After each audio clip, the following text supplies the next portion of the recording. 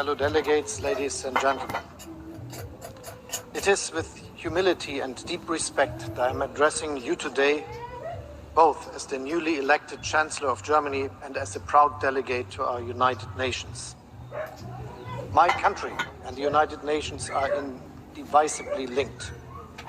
Today's democratic and reunited Germany owes its role on the world stage to you, our international friends and partners. You placed your trust in us to become and to remain a peace-loving member of the international community. We know that we owe our freedom, our stability and our prosperity to an international order with the United Nations at its core. Therefore, my country's commitment to this organization and its noble goals, peace, development and equal rights and dignity for every human being, will never wane. Ich lege dieses Bekenntnis. Unfortunately, I'm expressing this commitment at a time during which we are getting further away from these noble goals. After decades during which we overcame walls and blocks, a time in which we marked the fall of the Iron Curtain and German reunification, after the technological revolution of the internet and the digital transformation which have made us more interconnected than ever before, we are now facing a new fragmentation of the world. New wars and conflicts have emerged. Major global crises are piling up before us and are combining and reinforcing one another. Some have even seen this as a harbinger of a world without rules. It is true that the risks to our global order are real, and yet I do not hold with the image of a world without rules, for two reasons. Firstly, our world has clear rules, rules that we, the United Nations, created together. This charter promises all of us freedom and peaceful coexistence.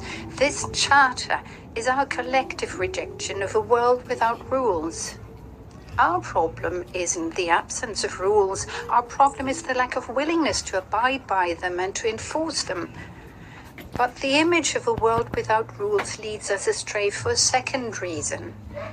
If we do not defend, further develop and strengthen our global order together, then it isn't chaos without rules that we face, but a world in which the rules are made by those who can dictate them to us by dint of their military, economic or political power. The alternative to a rules-based world is not anarchy, but the dominion of the strong over the weak. However, the vast majority of us cannot be indifferent to whether the rule of power or the power of rules wins the day. The key question that we as an international community face is this: should we stand helplessly by and watch as some seek to cast us back into a global order in which war is a common instrument of politics, in which independent nations have to submit to their stronger neighbors or the colonial masters, in which prosperity and human rights are a privilege of the lucky few? Or will we manage to stand together and ensure that the multipolar world of the 21st century remains a multilateral world? My answer as a German and a European is this: we have to manage this, and we will manage this if we take three fundamental principles to heart. Firstly, the international order does not happen by itself.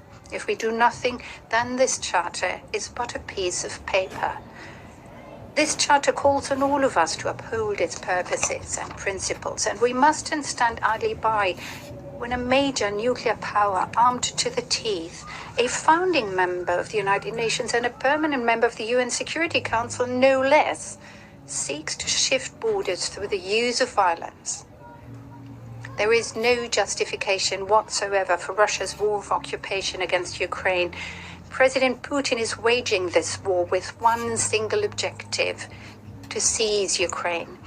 Self-determination, political independence do not count for him. And there's only one word for this. This is imperialism, plain and simple. The return of imperialism is not only a disaster for Europe, it is also a disaster for our global peaceful order. which is the antithesis of imperialism and neo-colonialism. And that is why it was so important that here in this room, 141 countries categorically condemned Russia's war of occupation. But that alone is not enough. If we want this war to end, then we cannot be indifferent to how it ends. Putin will only give up his war and his imperialist ambitions if he realizes that he cannot win. In so doing, he isn't just destroying Ukraine, but he's also ruining his own country. This is why we will not accept a peace dictated by Russia. This is why we will not accept any pretentious referenda. And this is why Ukraine must be able to defend itself against Russia's invasion. We're supporting Ukraine with all our might, financially, economically, with humanitarian assistance and also with weapons. Together with our partners around the world, we have imposed tough economic sanctions on the Russian leadership and Russia's economy. And this is how we're making good on a promise that each and every of our countries made when joining the United Nations, namely to join forces to maintain international peace and security. There's one more thing that I would like to add, which is that not one sack of grain has been held back on account of these sanctions. Russia alone has prevented Ukrainian grain ships from putting out to sea, bombing ports and destroying agricultural enterprises. Where hunger prevails, there can be no peace. My predecessor, Nobel Peace Prize winner Willy Brandt, said this when he addressed this assembly as the first federal chancellor to do so in 1973. Today we're witnessing that this sentence also works the other way around. Those who want there to be no hunger must ensure that Putin's war does not prevail. This war, which even in countries far away from Russia is leading to rising prices, energy scarcity and famine. The fact that grain exports have been made possible once again thanks to the mediation efforts of Secretary General Guterres and Turkey deserves great respect. Germany is also supporting Ukraine with the export of food. And we will stand by Ukraine when it comes to shouldering the enormous cost for rebuilding the country. At an international conference of experts, which I'm hosting with the President of the European Commission in Berlin on October 25th, we will, together with supporters of Ukraine from all around the world, think about how we can manage this Herculean task. Our message is this: we stand firmly at the side of those under attack, for the protection of the lives and the freedom of the Ukrainians, and for the protection of our international order. Ladies and gentlemen, the second principle for preserving this order is as follows. All of us will be judged against the obligations that we have jointly entered into. Responsibility always begins at home. Take climate change, for example, which is the biggest challenge of our generation. We, the industrialized countries and major emitters of greenhouse gases, have a very special responsibility here. And it was with this in mind that we reiterated our intention at the G7 summit in Germany in June to forge ahead in order to achieve the 1.5-degree target, not in spite of the war and the energy crisis, but precisely because climate neutrality also leads to greater energy security. We stand by our pledges to support emerging economies and developing countries in their efforts to reduce emissions and to adapt to climate change, with new just energy transition partnerships, for example.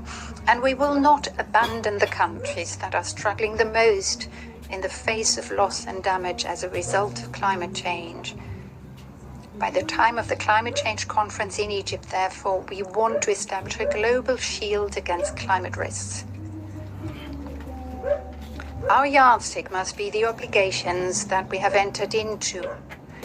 Nowhere does this insight seem more obvious to me than in the protection of human rights, because they reflect the deepest need of each and every one of us to live our lives in freedom, unharmed, and in dignity. This lies at the heart of what makes us humans, who we are, and what we have in common, no matter where we come from, no matter what we believe, no matter who we love. And I tell you this with the history of my country in mind. Germany, which betrayed all civilized values with the murder of 6 million Jews, an act that is without parallel, is aware of just how fragile our civilization is, and at the same time, we have an obligation to respect and to defend human rights at all times and in all places. My country is the second biggest donor to the UN system and also the second biggest donor of humanitarian assistance. We have taken in millions of refugees here in Germany in recent years from the Middle East, Africa, Afghanistan, and most recently from Ukraine. And this is something we are proud of. But we also have to pay heed and take action where hundreds of thousands are made to endure suffering, tyranny and torture in prison camps or jails in North Korea, Syria, Iran or Belarus. We must pay heed and take action when the Taliban deprive women and girls in Afghanistan of their most basic rights, and we must pay heed and take action when Russia commits war crimes in Mariupol, Bucha and Irpin. We will bring the murderers to justice. We're doing everything in our power to support the International Criminal Court and the Independent International Committee of Inquiry established by the Human Rights Council.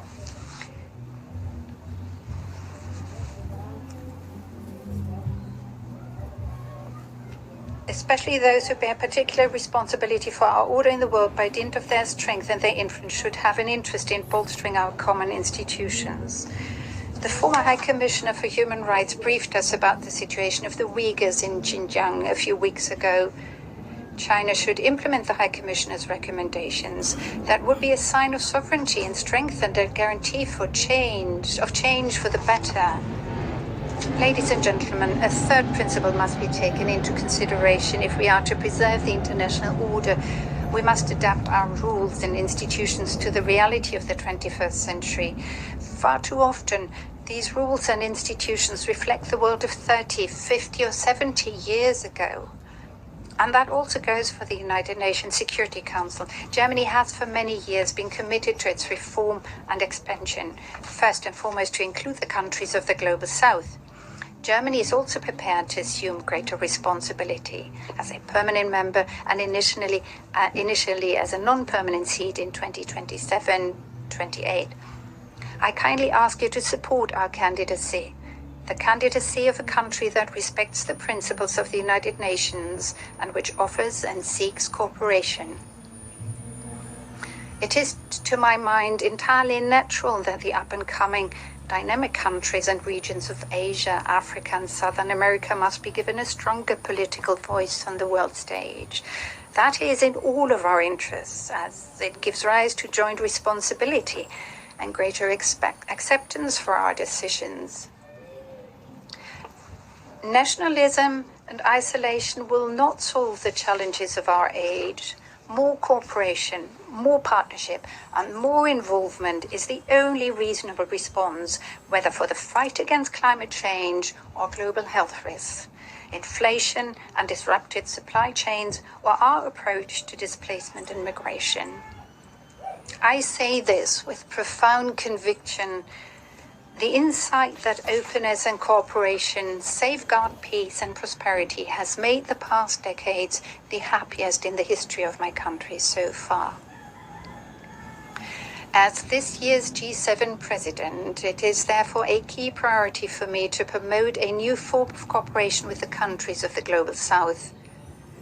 Cooperation that not only claims to take place on a level playing field, but one on which actors genuinely see eye to eye, especially since this level playing field has existed de facto for a long time, if we consider the growing political, economic and demographic clout of Asia, Africa and Southern America. From the outset, we coordinated our objectives very closely with Indonesia as the holder of the G20 presidency.